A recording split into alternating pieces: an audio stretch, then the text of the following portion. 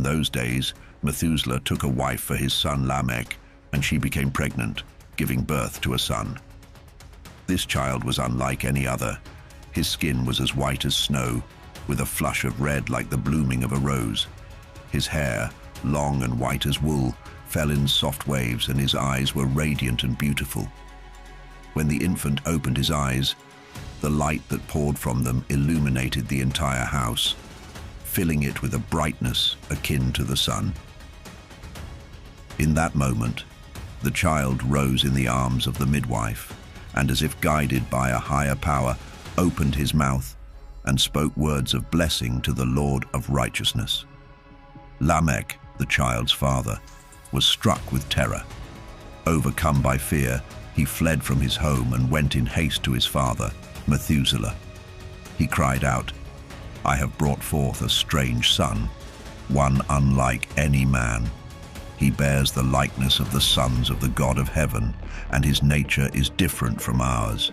His eyes shine like the rays of the sun, and his face is full of glory. It seems to me that he is not of my blood, but of the angels. I fear that in his days great wonders will unfold upon the earth."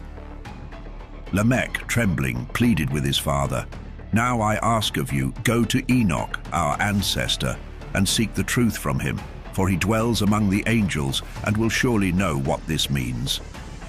Upon hearing these words, Methuselah set out to find Enoch, journeying to the very ends of the earth where he had heard Enoch resided. He called out with a loud voice, and Enoch, hearing him, came to meet him. "Behold, here I am, my son," said Enoch. "Why have you sought me?" Methuselah answered, "I have come to you with great anxiety. A vision has troubled me, and I am deeply disturbed. My son Lamech has had a child, but this child is unlike any other. His skin is whiter than snow and redder than the bloom of a rose. His hair is whiter than wool, and his eyes shine with the brilliance of the sun. When he opened his eyes, he lit up the entire house. He rose in the midwife's hands and blessed the Lord of heaven. Lamech, in his fear, fled to me, doubting that the child is his own, believing him to be in the likeness of the angels of heaven. I have come to you to learn the truth of this." Enoch listened and then spoke with solemnity. "The Lord is about to do a new thing on the earth. This I have seen in a vision. In the days of my father Jared, some of the angels of heaven transgressed the command of the Lord. They sinned and broke the law by taking human wives. With them, they bore children, committing great sin. Soon a great destruction will sweep over the earth, a flood that will last 1 full year, cleansing the land of its impurities. But this son who has been born to you, he shall be spared. He and his 3 children will survive when all other men perish. Giants shall walk the earth, born not of spirit but of flesh, and they will bring great punishment upon the world. Yet through it all, the earth will be purified of its corruption." Enoch continued, "Now go and tell your son Lamech that this child is indeed his own, born of his flesh. You shall name him Noah, for he will be left to you, and he and his sons will be saved from the destruction that is coming upon the earth, for all the sin and unrighteousness that will culminate in his days." Enoch's voice grew heavier as he warned, "But even after the flood, the earth will again fall into deeper wickedness, more than before. I know this, for I have seen the mysteries of the holy ones, revealed to me by the Lord. He has shown me, and I have read it in the heavenly tablets. The transgressions will continue, generation after generation, until finally, a generation of righteousness arises. When that day comes, all sin will be destroyed, and goodness will fill the earth." Enoch then turned to Methuselah. "Go now, my son, and tell Lamech that this child is his, and that the words I speak are true." When Methuselah heard the words of his father, he returned to Lamech, telling him all that Enoch had revealed. Lamech named his son Noah, for it was foretold that Noah would bring comfort to the earth after the great destruction. In those days, Noah beheld the earth, and his heart grew heavy with sorrow. The ground beneath his feet had sunken, and he knew that destruction was near, inevitable. With a deep, trembling voice he cried out, not once, but 3 times, "Hear me, hear me, hear me!" His plea echoed across the desolate lands as he sought the wisdom of his grandfather, Enoch, his soul burdened with dread. From the silence, Enoch responded, "What has caused such despair on the earth that it trembles so violently? Speak to me, Noah, for I fear that this turmoil may consume even me." But as Noah began to reply, the earth quaked beneath him. A great upheaval tore through the land, and a voice, mighty, reverberating, thundered from the heavens. Overcome with awe and fear, Noah collapsed, his face pressed against the earth. In that moment, Enoch appeared, standing tall and radiant beside him. With gentle reproach, he asked, "Why, my child, have you called out to me with such anguish and tears?" His voice grew solemn as he continued, "A decree has been sent forth from the very presence of the Lord. Those who dwell on the earth are marked for ruin, for they have uncovered forbidden knowledge.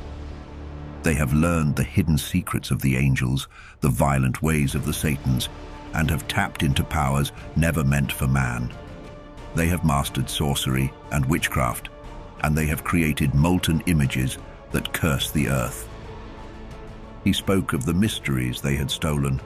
They have drawn silver from the dust of the earth, discovered the origin of soft metals, and yet lead and tin, unlike the others, spring forth from a fountain deep within the earth.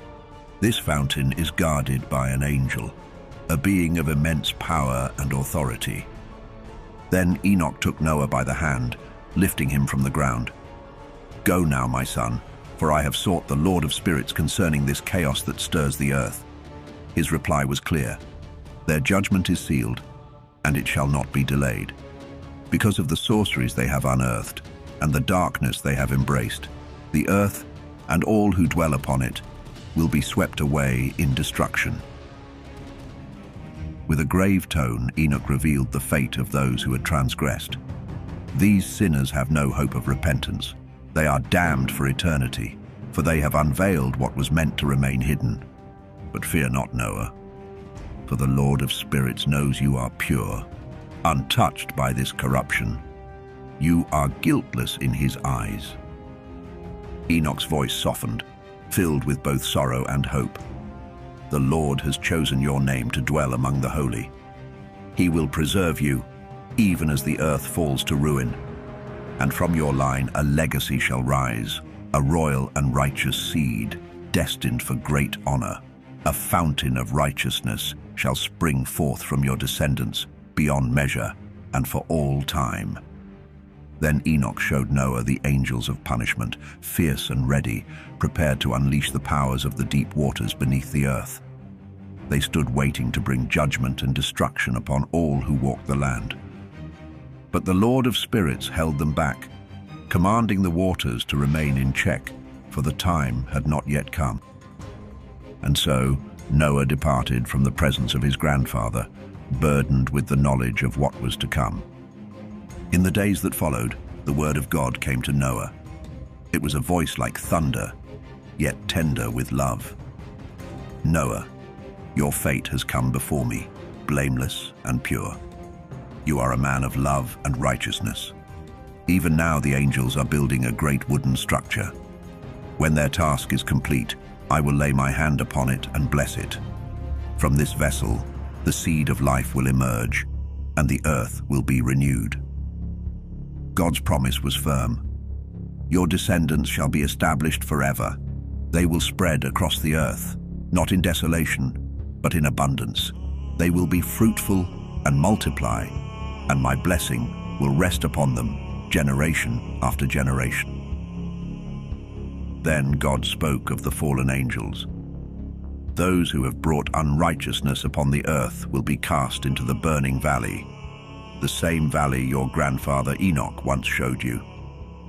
It lies in the west, among the mountains rich with gold, silver, iron, and the soft metals of tin and lead.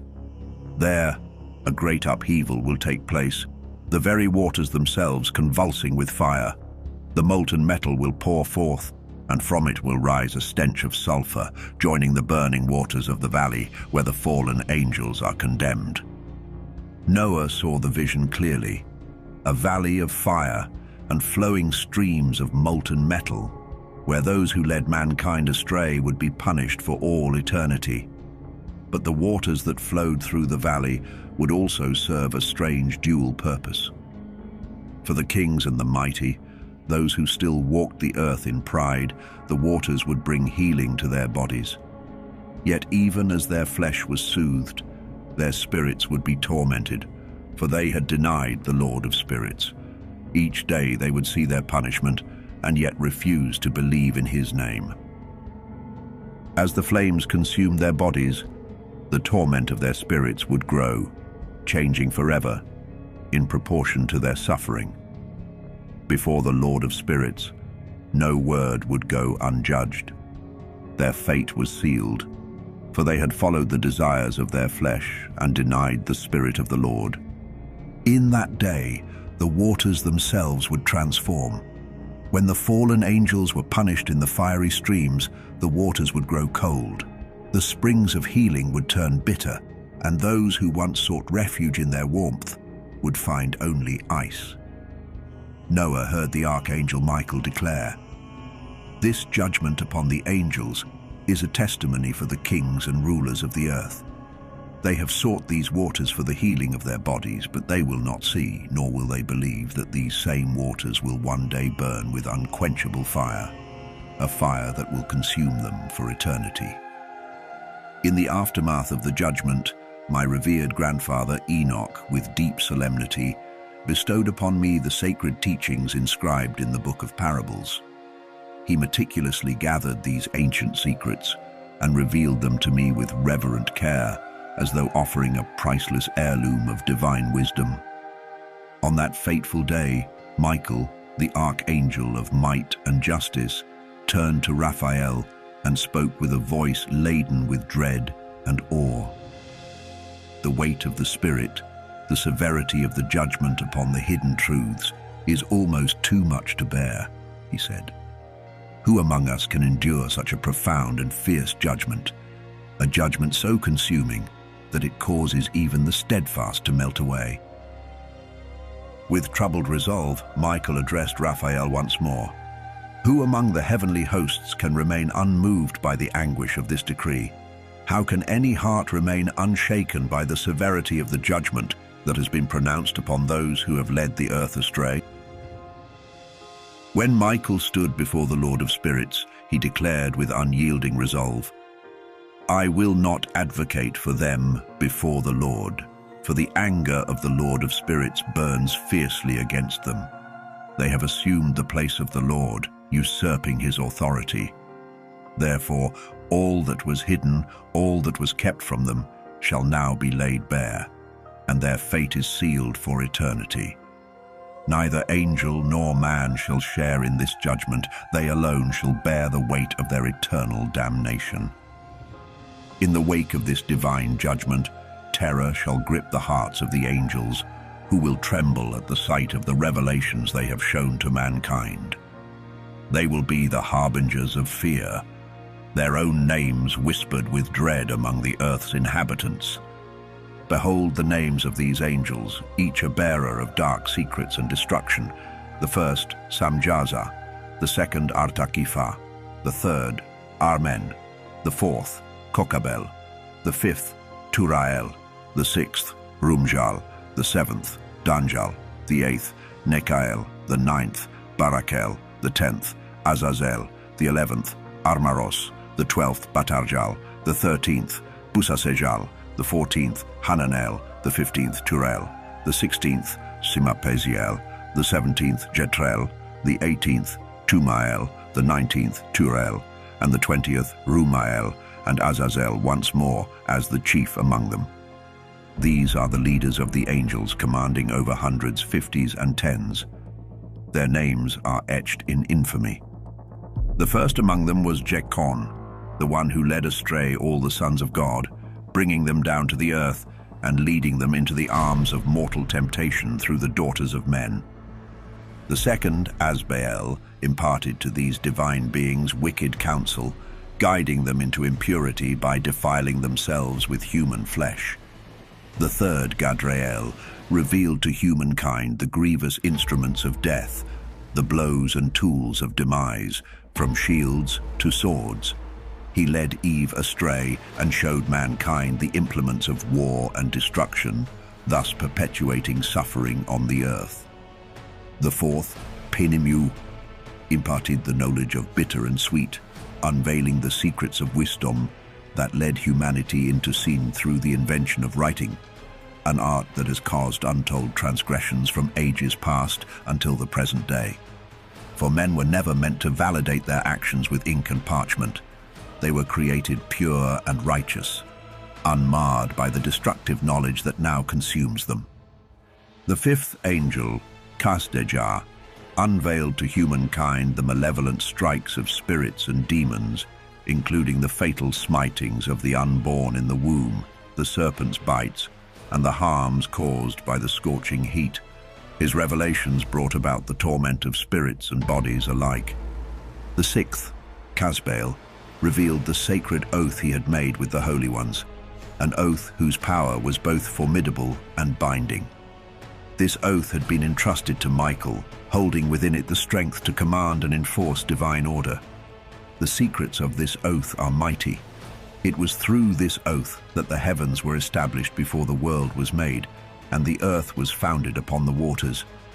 Beautiful springs emerged from the secret recesses of the mountains, and the seas were set with boundaries that it dare not transgress. The depths were secured, the sun and moon kept their course, and the stars completed their cycles, all by the power of this oath. The spirits of water, winds, and all elements were bound by it, and their paths were preserved from corruption. The voice of thunder, the light of lightning, the chambers of hail and frost, and all elements of weather give thanks and glorify the Lord of spirits eternally, for they are preserved by this oath. Great joy fills their hearts as they bless and extol the name of the Son of Man, who has been revealed and now sits upon the throne of glory. The judgment is given to him, and he will purge the earth of sinners, binding them with chains and casting them into their place of destruction. All their deeds shall vanish from the earth. From this moment forward, corruption shall have no place.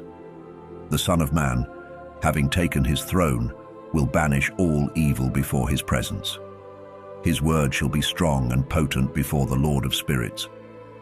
And it came to pass that during his earthly life, Enoch's name was exalted and raised to the attention of the Son of Man and the Lord of spirits, surpassing all those who dwelt upon the earth. In a grand celestial ascent, he was lifted upon the chariots of the Spirit, and as his name ascended, it gradually faded from among them. From that moment, Enoch was no longer counted among the mortal realm. Instead, he was placed between the two great winds, between the north and the west. There, the angels meticulously measured the domain allotted for the elect and the righteous. In that sacred space, he beheld the ancient patriarchs and the righteous, those who from the dawn of creation had resided in that exalted realm.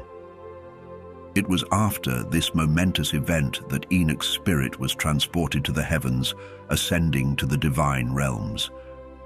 There, he beheld the holy sons of God, stepping upon fiery paths. Their garments gleamed white, and their faces radiated with the brilliance of freshly fallen snow. He saw two streams of fire, their light akin to the hue of hyacinth, and overwhelmed by the vision, he fell prostrate before the Lord of spirits. The archangel Michael, one of the exalted archangels, took him by his right hand, lifting him gently and guiding him through the divine mysteries. Michael revealed to him the hidden secrets of righteousness and the ultimate truths of the cosmos. He was shown the secrets of the farthest reaches of heaven, the chambers of the stars, and the pathways of the luminaries. all proceeding in divine order before the holy ones. Enoch's spirit was then translated into the heaven of heavens, where he beheld a magnificent structure composed of crystal-clear substances. Within this celestial edifice, tongues of living fire danced between the crystalline walls.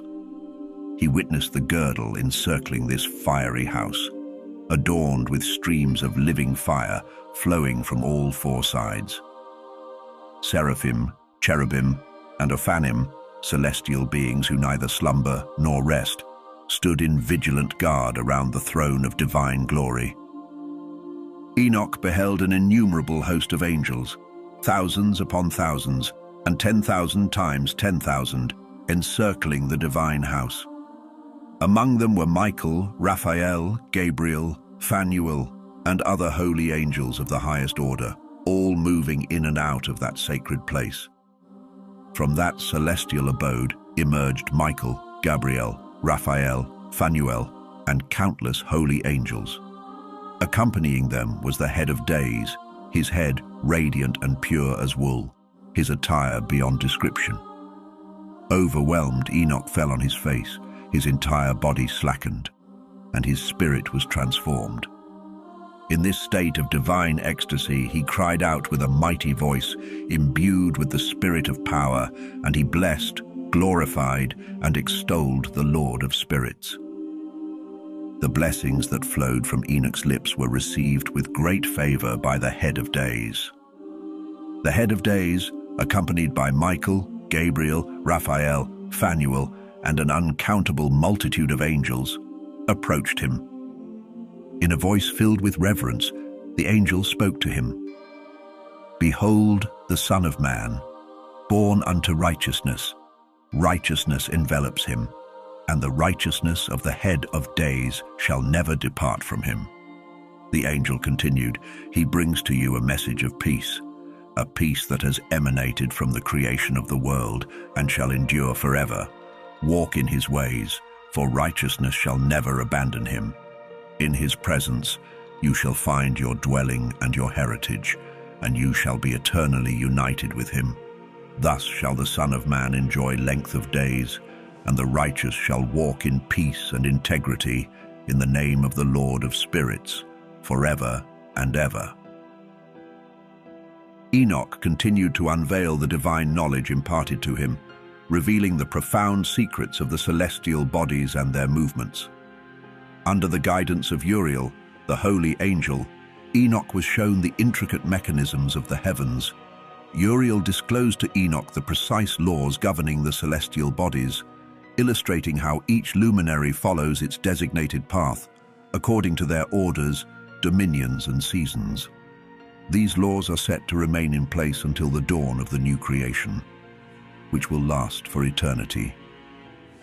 Uriel began, "The first law of the luminaries is that the sun rises from the eastern portals of heaven and sets in the western portals. There are 6 portals through which the sun ascends, and 6 through which it descends. The moon follows similar paths, rising and setting within these portals, as do the leaders of the stars and their charges, 6 in the east and 6 in the west, all in precise, harmonious order.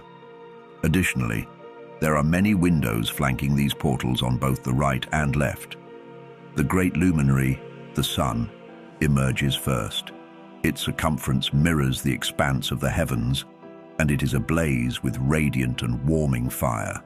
Driven by the wind, its chariot ascends, and as the sun sets, it returns through the northern realms to reach the eastern portals, proceeding to its designated entrance and illuminating the heavens.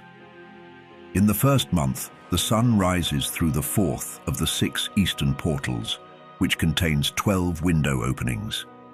Each window emits a flame when opened at the appropriate season. For 30 mornings, the sun rises through this 4th portal and sets through the 4th portal in the west, gradually extending the daylight and shortening the night. On the 30th morning, the day surpasses the night by 1/9, with the day comprising 10 parts and the night 8. The sun then transitions to the 5th portal, rising and setting through it, for 30 mornings. As it moves, the day lengthens by 2 parts, totaling 11, while the night shortens to 7 parts. Next, the sun advances to the 6th portal, where it rises and sets for 31 mornings. On this day, the daylight doubles the night, with the day measuring 12 parts and the night 6. Afterward, the sun ascends to reduce the length of the day and increase the night. It returns to the 6th portal in the east and completes 30 mornings before diminishing the day by 1 part, making the day 11 parts long and the night 7. Subsequently, the sun departs the 6th portal in the west, traveling to the 5th portal in the east. For 30 mornings, it rises and sets through this portal, decreasing the day length by 2 parts to 10 and increasing the night to 8. The sun continues this pattern, transitioning to the 4th portal for 31 mornings. Here, the day and night become equal, each consisting of 9 parts. The sun then proceeds to the 3rd portal, where it rises and sets for 30 mornings. The night grows longer than the day until the 30th morning, with the night spanning 10 parts and the day 8. Moving to the 2nd portal for 30 mornings, the night lengthens to 11 parts, while the day shortens to 7. Finally, the sun enters the 1st portal for 31 mornings, where the night reaches its longest duration, being double the day. On this day, the night comprises 12 parts and the day 6. The sun completes its orbit, returning to traverse its divisions and setting in the west opposite the portal from which it rose. As a result, the night decreases by 1/9, and the night becomes 11 parts with the day at 7. The sun then re-enters the 2nd portal in the east, following its established path for 30 mornings, rising and setting as before. This causes the night to shorten to 10 parts while the day extends to 8. Subsequently, the sun rises from this portal and sets in the west, eventually returning to the 3rd portal for 31 mornings, where the day and night are equal at 9 parts each. Thus, the cycle completes with a year totaling 364 days. Uriel also showed Enoch the laws governing the moon, the smaller luminary. The moon's circumference, akin to the expanse of heaven, is driven by the wind, and its light is granted in precise measure. The moon rises with a 14th part of its light, Uriel explained, and it continues to grow until the 15th day, when it is fully illuminated. After reaching its fullness, it begins to wane, reducing its light in a precise sequence. This pattern repeats consistently, with the moon completing its cycle in alignment with the sun. In this way, the movements of the moon ensure that the years are accurately measured, maintaining the balance and order of time. Uriel showed Enoch the movements and positions of all the celestial bodies, including the sun, moon, and stars. Each of them follows a fixed path, obeying the commands set by the Lord of Glory, who established them to rule over the heavens and the earth. The angel Uriel then explained the 12 portals located around the sun's chariot. From these portals, rays of sunlight emerge, providing warmth to the earth. He also revealed the portals from which the winds and dew flow, explaining how these forces control the daily and seasonal cycles. There are 12 portals in total, which are used by the sun, moon, and stars to maintain the natural order of the cosmos. Uriel showed how the balance between light and darkness, warmth and cold, prosperity and desolation is sustained by the Creator's design. Finally, Uriel demonstrated the workings of the winds that come from 12 portals around the edges of the earth. These winds bring different outcomes, ranging from blessings and abundance to destruction and desolation. The east wind carries drought and heat, while another from the east brings rain and fertility. The north winds deliver cold and snow, while the winds from the west bring mixed conditions. The laws of the heavens were unveiled before my eyes, Enoch declared, his voice filled with awe. I saw how every star, every planet, and every force of nature moves with perfect precision, following the path assigned to them, maintaining the delicate harmony and balance of all creation. In those days, Uriel spoke unto Enoch, saying, Behold, I have revealed all to you, O Son of Man. I have unveiled the hidden mysteries of the sun and the moon, the sacred leaders of the stars of the heavens, and all those celestial beings who govern their movement, their duties, and the appointed times of their rising and setting. And as he spoke, a shadow seemed to loom over the days of the future, and he declared, In the days when the hearts of men have turned cold, the years shall be shortened, and the earth itself will grieve. The fields and lands that once teemed with life will falter, and the seeds sown will delay their growth. All things that dwell upon the face of the earth shall be altered. Their times will be no more as they once were. The rain, which once fell as a gift from the heavens, shall be withheld, and the skies shall close themselves in silence. As the angel's voice echoed through the winds of prophecy, the sorrow of the earth became clearer. In those days, he continued, the fruits of the earth shall wither, arriving late in their season, if they come at all. The trees, once heavy with life, will hold back their fruits, and the cycles of abundance shall be broken. Even the moon, faithful in her course, shall forsake her path, and not appear at her appointed time. He lifted his gaze towards the heavens and continued, And in those fateful days, the sun itself shall be seen, but not as you have known it. It shall journey toward the edge of the great western chariot, and shine more fiercely than ever before, breaking the sacred order of light. He spoke with a voice filled with lament. The chiefs of many stars shall forsake their appointed paths, and they shall wander, disobedient to the order that was entrusted to them. Their duties and their seasons will be forsaken, and they will fail to appear at the appointed times set by the Creator. The sacred order of the heavens, hidden from the eyes of the sinful, shall become a mystery lost to them, and the minds of men shall stumble in their understanding. They will look to the stars with confusion, erring in their thoughts, and worse still, they will be led astray and worship the stars as gods. The angel's tone grew darker as he foretold the outcome of such folly. Evil will multiply upon the earth, spreading like a plague upon mankind. And with the coming of this evil shall follow a swift and terrible punishment, one so mighty that it shall destroy all who persist in their wickedness. Thus, Uriel concluded his dire warnings, and the silence that followed was heavy with foreboding.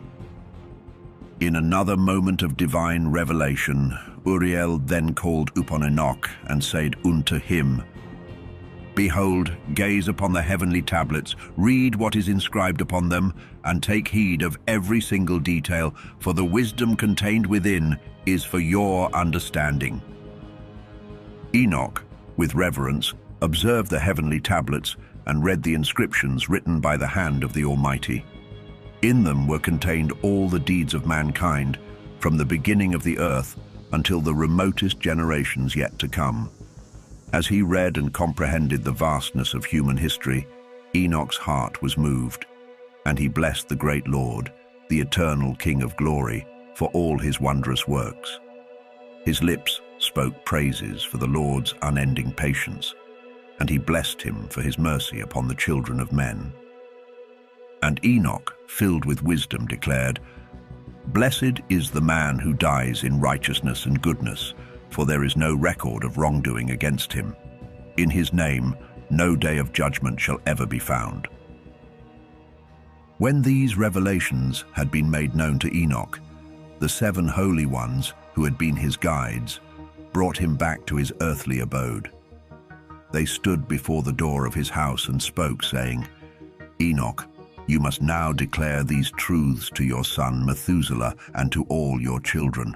Show them that no flesh is righteous before the eyes of the Lord, for he is the creator of all. He is the source of all life, and to him alone is judgment reserved. The angelic voices continued, You have been granted but one more year to dwell among your kin, so that you may give your final commands and teach your children. Write down all that you have seen and testify to the generations that will come after you. And in the second year, we shall return and take you from the midst of men." Uriel's words were filled with both warning and hope. "Be strong in heart, for the righteous will proclaim righteousness to the righteous. Those who walk in the path of goodness shall rejoice together and offer their blessings to one another. But the sinners shall perish with the sinners, and the apostates will fall into the abyss with those who have abandoned the truth. The righteous, however, though they may suffer because of the deeds of men, shall be taken away to escape the treacherous ways of the godless." When the angels had finished speaking, their voices fell silent, and Enoch returned to his people, his heart full of praise for the Lord of all creation. And in the days that followed, Enoch spoke to his son Methuselah, recounting all the knowledge he had been given, and he wrote down every detail for him. He urged Methuselah to preserve the books and to pass them down through the generations, so that this wisdom, which surpassed the understanding of men, might be known throughout all ages. Enoch spoke solemnly, "I have given you wisdom, my son, and to your children. Ensure that they pass this knowledge on to their descendants, for this wisdom is beyond human thought. Those who understand it will remain vigilant, never sleeping, but listening and learning with eager hearts. To them, this wisdom shall be more satisfying than the finest of foods." He blessed all the righteous, saying, "Blessed are those who walk in the way of righteousness, and do not sin like the sinners." In the reckoning of all their days, the sun moved steadily through the heavens, entering and exiting the portals of the sky for 30 days at a time, always accompanied by the leaders of the stars. But there were 4 extra days interspersed throughout the year, marking the divisions between the seasons, and it was these days that would cause confusion among men. They would fail to account for them correctly, miscalculating the passage of time. These days were sacred, meant to complete the year's cycle, but mankind would struggle to recognize them. The sun's journey completed the year in 364 days, a number that was precise and recorded for all eternity. Uriel, the holy angel who had been given dominion over the hosts of heaven, had shown this to Enoch, revealing the mysteries of the luminaries, the months, the festivals, the years, and the days. Uriel, with his divine authority, held sway over night and day, over the shining of the sun and moon, and the stars that spun endlessly in their heavenly chariots. There was an order to the stars, each one placed in its season, aligned with the festivals and the passing months. The leaders of the stars, those who guided their courses, were appointed by name. 4 powerful beings governed the 4 divisions of the year: Milkiel, Helemelech, Melayal, and Naral. Beneath them, 12 other leaders directed the stars through each month, with countless others ensuring the days and seasons progressed with perfect order. At the start of the year, the leader Melchijal, also known as Tamini, rose first. He governed the sun's rule for 91 days, and during his reign, the earth was marked by sweat, warmth, and calm skies. The trees burst into life, bearing fruit, their leaves unfurling, and the fields blossomed. Wheat ripened for harvest, roses bloomed, and the earth was full of beauty, though the trees of winter stood barren. Under Melchial's guidance were 3 leaders, Berkael, Zelebsel, and Hilujasef, who ruled alongside him.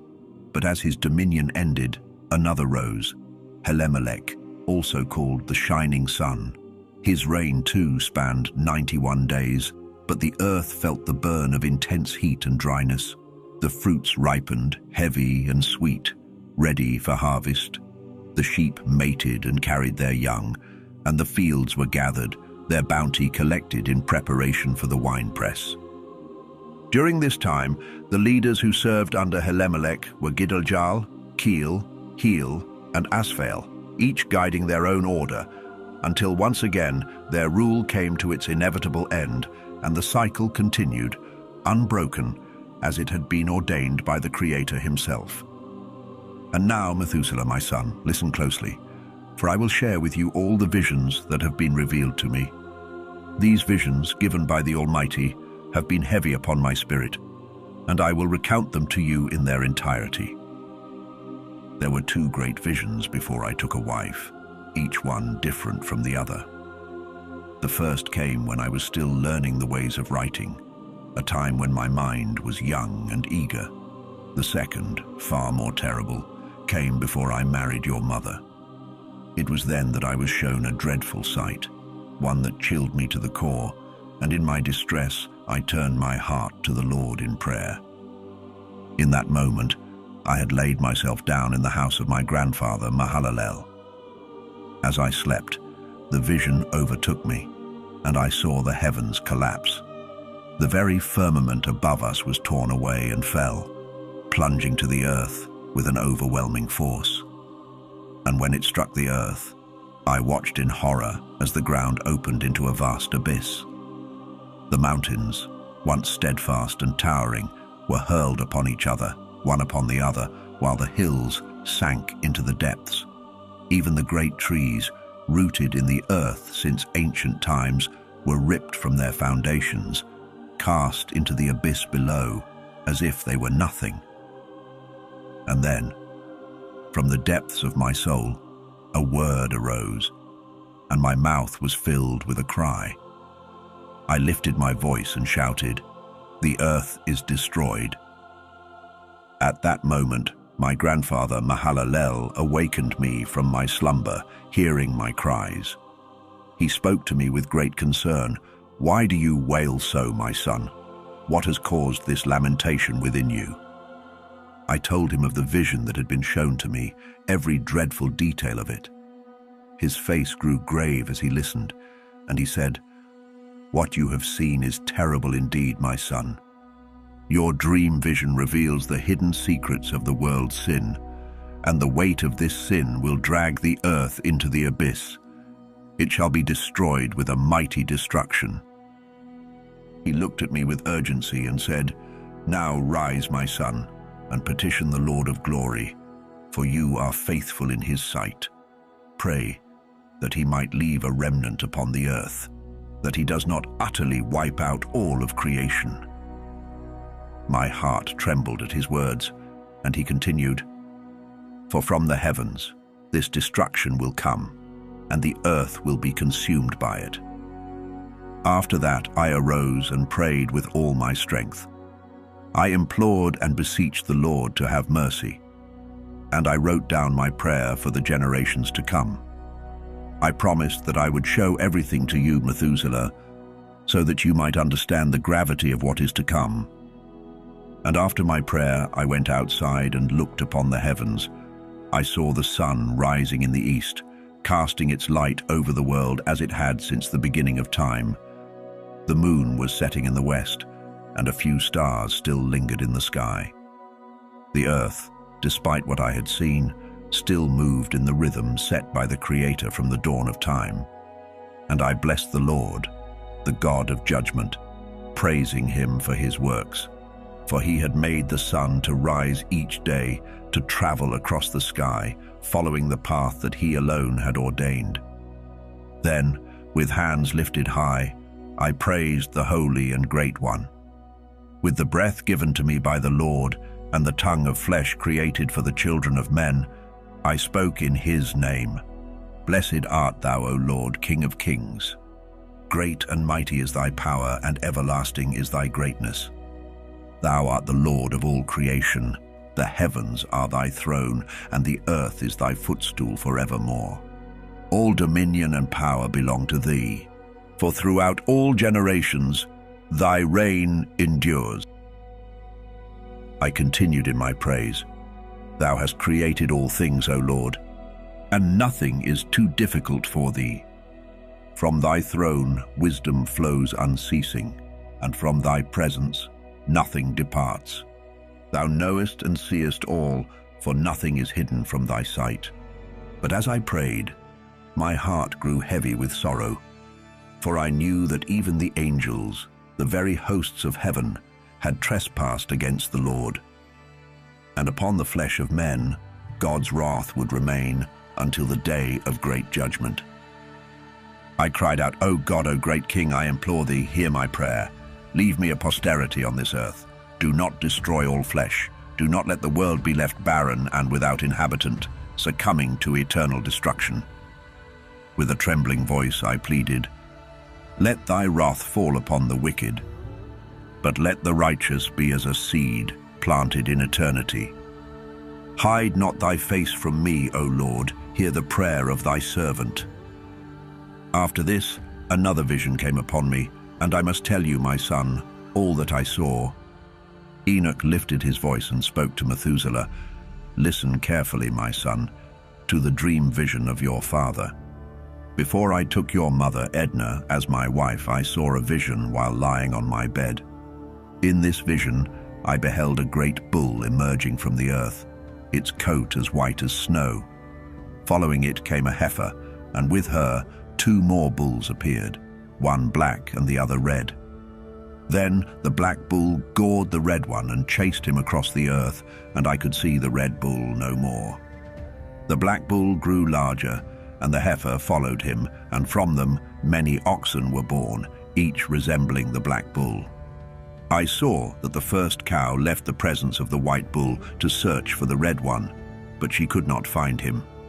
Her grief was great, and she wept bitterly for him, her sorrow filling the earth. But in time the white bull returned to her, comforting her, and she wept no more. Afterward she bore another white bull, and from this bull came many more, black cows among them. I watched in my sleep as the white bull grew and became a mighty creature, larger and stronger than all the others. From him many more white bulls were born, each following the one before in great numbers. As I slept once more, my eyes beheld a vision of the heavens above, and I saw a star fall from the sky. It descended and mingled among the oxen, grazing and feeding alongside them. Then I observed the large, dark oxen, and I saw that they had all shifted their stalls and pastures, intertwining their lives. They began to dwell together as one. In another vision, I looked up again, and many stars descended from heaven, converging upon that first fallen star. These stars transformed into bulls and joined the cattle, pasturing among them. I watched in astonishment as these newly formed bulls extended their organs like horses and covered the cows of the oxen. From this union, the cows bore strange offspring, elephants, camels, and asses. Fear gripped all the oxen at the sight of these monstrous creatures. Terrified, they began to bite and devour each other, goring with their horns. The earth itself trembled with fear and fled from their presence. In the vision, I witnessed a terrible sight. These creatures began to gore and devour one another, and the earth cried out in anguish. I lifted my eyes once more to heaven, and in the vision, beings like white men emerged from the celestial realm. 4 of these beings stepped forward, accompanied by 3 others. The 3 who arrived last seized me by the hand, lifting me away from the earthly generations and elevating me to a high and lofty place. They showed me a towering structure that loomed above the earth, while all the surrounding hills appeared small in comparison. One of the beings said to me, "Stay here and watch everything that happens to these elephants, camels, and asses, as well as the stars and the oxen. Observe all that befalls them." In the vision, I saw one of the first 4 beings who had come forth. He seized the original star that had fallen from heaven, binding it hand and foot before casting it into a narrow, deep, and dreadful abyss. Then another being drew a sword and handed it to the elephants, camels, and asses. Armed with this weapon, they began to strike each other, causing the earth to quake with the intensity of their conflict. As I watched, one of the four beings who had descended from heaven began to hurl stones at these creatures. He gathered all the great stars whose organs resembled those of horses, bound them hand and foot, and cast them into the same abyss of the earth, leaving them confined and helpless. One of the four beings approached the white bull and revealed a profound secret to him, causing no fear.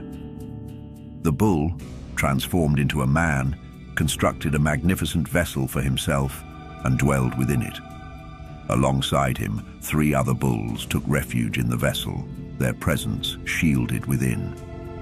Once more, I directed my gaze toward the heavens and beheld a towering roof, adorned with 7 torrents of water. These torrents poured forth an abundance of water into a vast enclosure.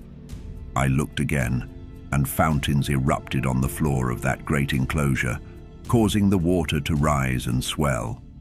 The enclosure gradually filled with water until it was entirely submerged. As the water deepened, darkness and mist thickened.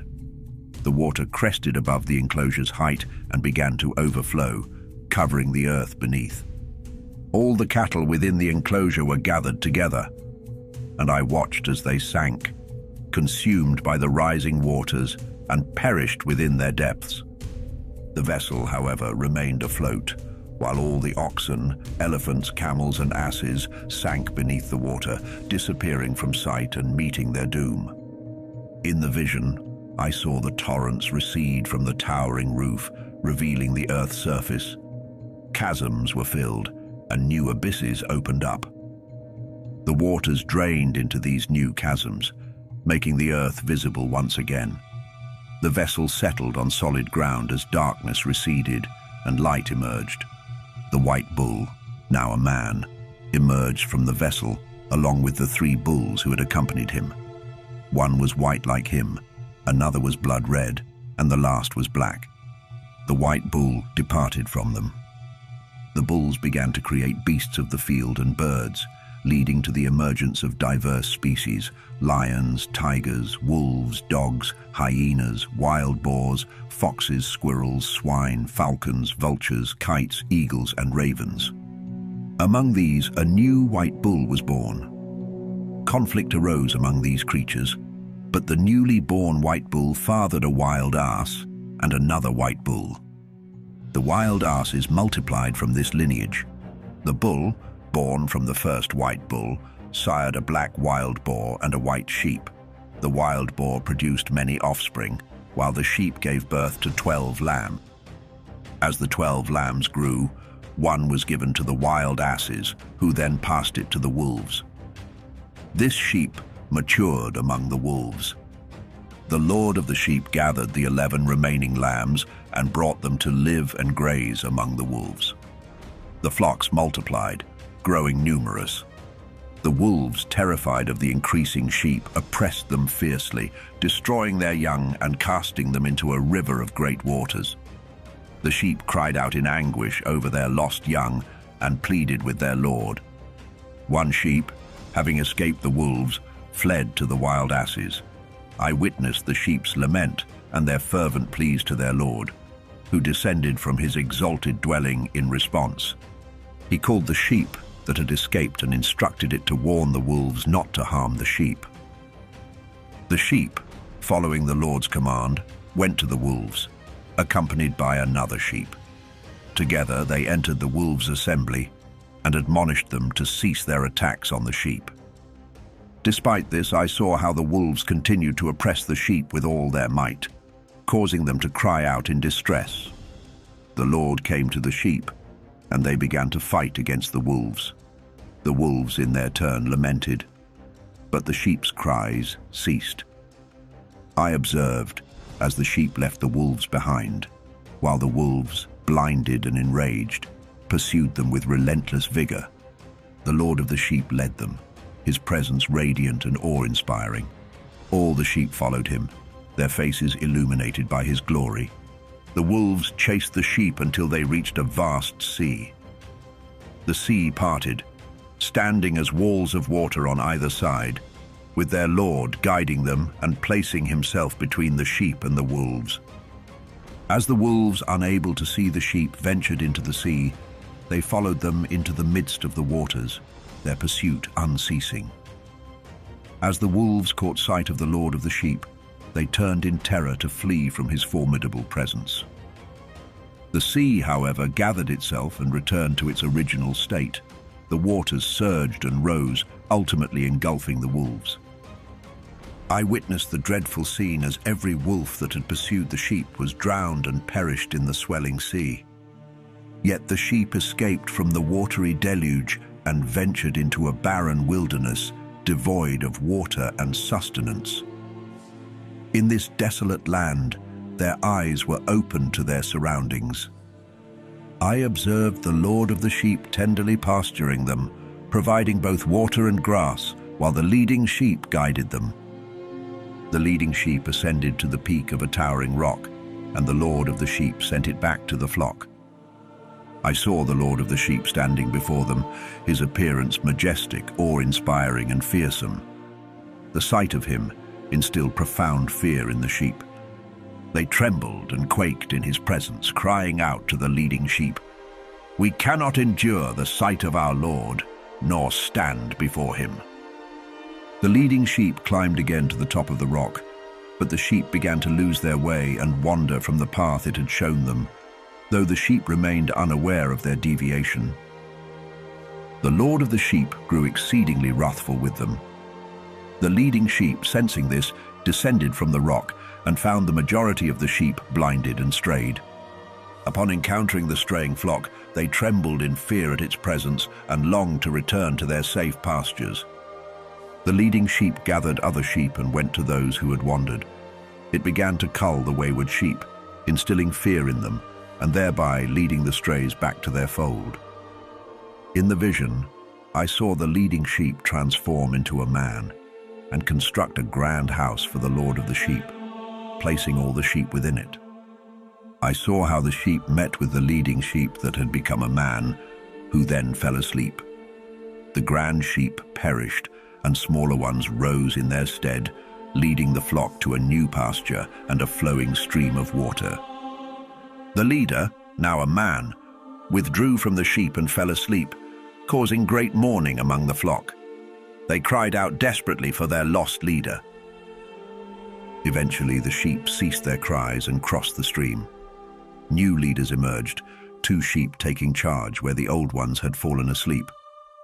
I witnessed the sheep arrive in a beautiful, lush land.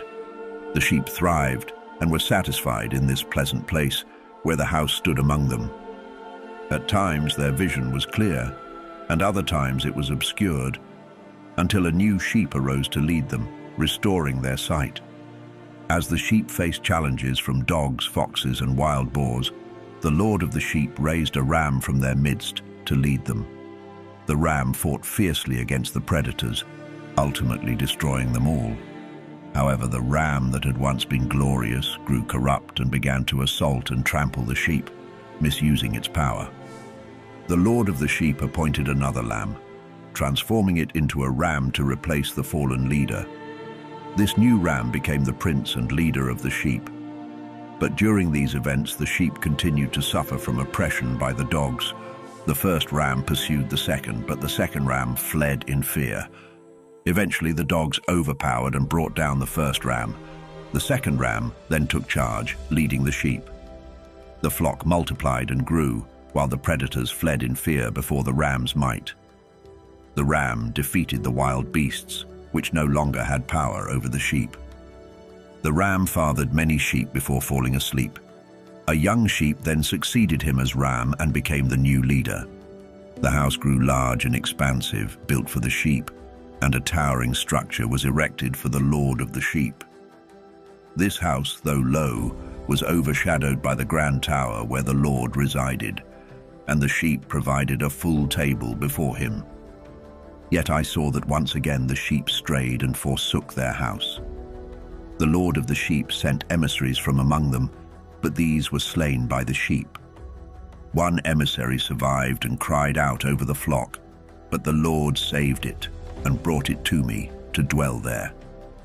Many other sheep were sent to lament and testify to the flock, But when they abandoned the Lord's house and tower, they fell away completely. Their eyes were blinded, and the Lord wrought great slaughter among them until they invited their own ruin. He delivered them into the hands of lions, tigers, wolves, hyenas, foxes, and all wild beasts, who tore the sheep to pieces. The Lord abandoned the house and tower, leaving the sheep at the mercy of the wild beasts. They were ravaged and devoured. In my distress I cried out with all my strength, pleading with the Lord of the sheep to intervene as the wild beasts continued to devour his flock. Yet the Lord of the sheep remained unmoved, even as he watched the devastation unfold before his eyes. He rejoiced in their being devoured, swallowed, and plundered, leaving them at the mercy of the ravenous beasts. Then he summoned 70 shepherds and handed the sheep over to them, commanding them, "Each of you shall now tend to the sheep and do everything I instruct you. I will give you a specific number of sheep, and you are to destroy only those I command you to." He entrusted the sheep to their care. But he also called upon another and said, "Observe everything the shepherds do to the sheep. Watch closely, for they will destroy more than I have ordered. Record every excess and all the destruction they commit. Note how many perish by my decree, and how many fall by their reckless will. Document the wrongdoings of each shepherd." And to this observer he added, "Do not reveal this to the shepherds, neither warn them nor speak to them of their misdeeds. Simply write down every sheep they destroy and present the full account to me." In time, the shepherds began to tend the sheep, but they slaughtered far more than they were instructed. They handed the sheep over to the lions and other wild beasts. The lions and tigers tore through the sheep, devouring them in great numbers. Even the wild boars feasted on them. And the shepherds set fire to the tower and brought the house of the sheep crashing down. Sorrow weighed heavily upon me as I gazed upon the ruins of the tower. For the house of the sheep lay in rubble, and I could no longer tell if any of the sheep had managed to return to it. The shepherds and their accomplices continued to surrender the sheep to the wild beasts, each receiving a fixed number. Meanwhile, the observer faithfully recorded in his book how many sheep each shepherd destroyed, and many more perished than was decreed. I could not contain my grief, and I wept bitterly for the slaughtered sheep. In my vision I saw the one who kept the record bringing the book before the Lord of the sheep. Every name, every act of destruction was written down, and the book was laid before him. The Lord read it, sealed it, and set it aside. I continued to watch as the shepherds pastured for 12 more hours. In that time, 3 sheep turned back and entered the ruins, rebuilding what had been lost. They began to restore the tower, which was then called the High Tower. They also set a table before it, but the bread they placed upon it was defiled, impure. Yet throughout all this, the eyes of the sheep remained blinded, and so too were the eyes of their shepherds. The sheep were delivered into the hands of their shepherds, only to be trampled and devoured. The Lord of the sheep, however, remained unmoved, even as his flock was scattered across the fields and mingled with the wild beasts. The shepherds made no effort to save them. Once again, the observer who had written down all these things took the book and brought it before the Lord of the sheep. He pleaded earnestly on behalf of the sheep and testified against the shepherds, laying bare their many transgressions. The Lord accepted the book and placed it beside him before the observer departed. I saw that 35 more shepherds were appointed to pasture the sheep, each fulfilling their term. As before, others took over when their time was up, continuing the cycle. Then I saw the sky darken as flocks of birds descended upon the sheep, eagles, vultures, kites, and ravens. But it was the eagles who led the assault. They began to feast on the sheep, tearing at their flesh and gouging out their eyes. The sheep cried out in agony as their bodies were devoured, and I, in my sleep, wept and mourned for the shepherds who had been entrusted with their care. The dogs, eagles, and kites continued their feast, leaving no trace of flesh, skin, or sinew. Only the bare bones of the sheep remained, and even those bones crumbled to the earth as the sheep dwindled in number.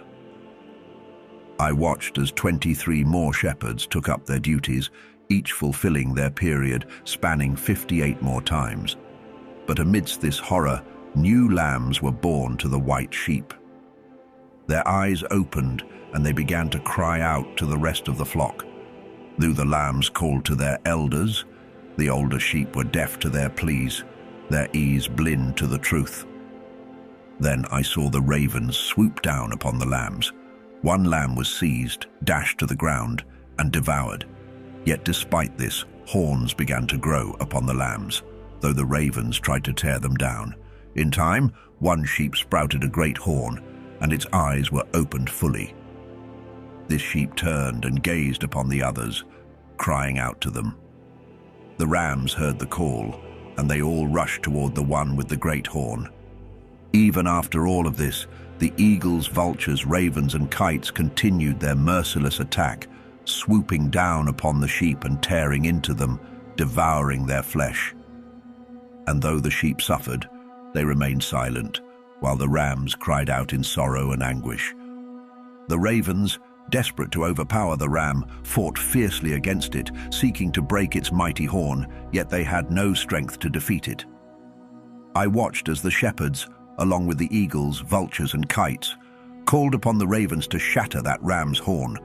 They joined forces in a violent struggle, but the ram fought back with great desperation, crying out for deliverance. And then, before my eyes, the man who recorded the names of the shepherds descended from the presence of the Lord of the sheep. He came to the aid of the ram, revealing to it all that had been written. His arrival was the ram's salvation.